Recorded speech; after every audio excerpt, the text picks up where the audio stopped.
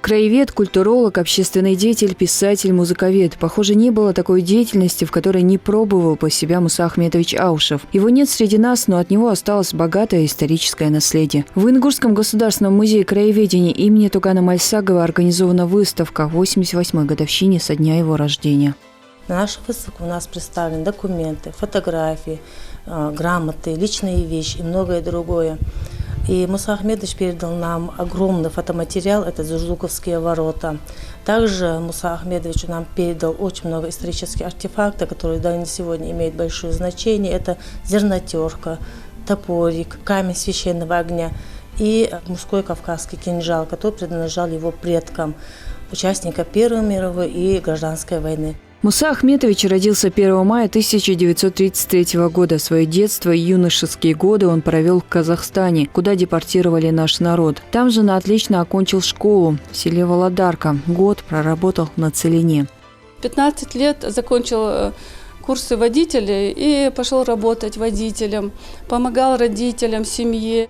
После возвращения на родину пришло время служить. Его определили в военно-морской флот. Служил он в Севастополе, Североморске и Северодвинске. После окончил филологический факультет Чечено-Ингушского института. Работал учителем, а потом и директором школы. В июле 1971 года он был избран председателем Сурхахинского сельского совета. Дочь Мусы Ахметовича Айшат рассказывает, за какую бы работу он ни брался, выполнял ее с полной самоотдачей. Один эпизод, о котором он рассказывал, когда он был главой администрации нашего села, участвовал в создании прудов, которые и сейчас находятся между Алиюртом и Сурхахами. Когда они рыли этот котлован, то обнаружилось древнее городище.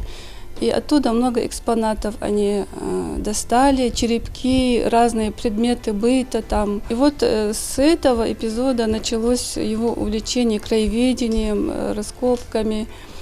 И был еще один случай, когда тракторист нашего села пахал поля, и он заметил, что какая-то часть земли была желтая. И потом, когда у него был выходной, он взял лопату, пошел на это место, и ему не пришлось долго копать, он отрыл могилу древнего воина со снаряжением, с конем, вот прямо целая могила была на пашне. Наверное, он с тех пор увлекся этой темой.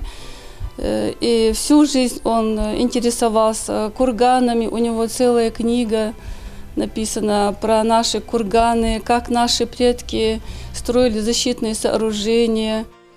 Исследовательская работа и изучение истории родного края Муса Аушев занимался параллельно с государственной службой. В разные годы, начиная с 1974 года, он занимал ряд должностей: зампредседателя, а затем и зав. Отделом культуры Назрановского райисполкома. С 1995 по 2004 годы замминистра культуры и директор Республиканского дома народного творчества. Не было такого времени, чтобы он скучал. Он утром вставал очень рано, после утреннего намаза он занимался домашними делами. У нас было всегда большое хозяйство в доме, живность была, сады, огороды. При этом он все это делал таким образом, что скрещивал какие-то растения, выводил какие-то новые сорта. Участник Великой Отечественной войны Туган Мальсагов и человек, искренне болевший сердцем за свой народ, Муса Аушев, создали в начале 70-х годов Музей боевой и трудовой славы. Сегодня более известный как Краеведческий музей имени Тугана Мальсагова. Он принес первые экспонаты музею, свои семейные реликвии, кинжал, предметы быта, предметы этнографии. Вот таким образом он стал очень большим другом основателя музея и очень помог в момент становления и создания этого нашего музея. В те же годы Туган Мальсагов и Муса Аушев восстановили музей Капура Ахриева в Джайрахе. Позже Муса Ахметович проводил много времени в Горной Ингушетии, вел исследовательскую работу, результатами которых стала и экспозиция фоторабот краеведа под названием «Город Зурзуков», и несколько его монографий, посвященных памятникам архитектуры и археологии. Я думаю, наша историческая общественность в будущем оценит его труды и будут востребованы его материалы.